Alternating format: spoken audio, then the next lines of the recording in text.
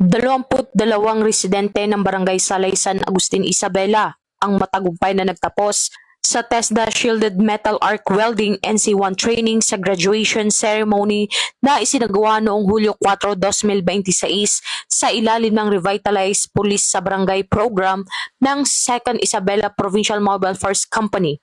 Isinagawa ang pagsasanay bilang tugon sa pangangailangan ng komunidad para sa mas maraming oportunidad sa kabuhayan.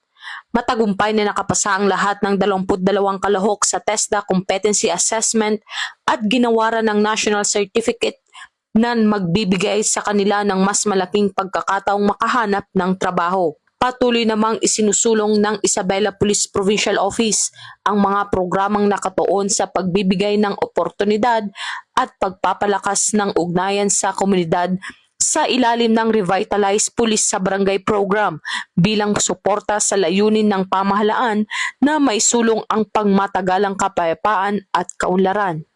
Ang inisyatibang ito ay patunay na ang Philippine National Police ay hindi lamang nakatuon sa pagpapanatili ng kapayapaan at kaayusan, kundi maging sa pagbibigay ng mga programang nagbubukas ng mas maraming oportunidad para sa mas ligtas, mas matatag at mas maunlad na pamayanan.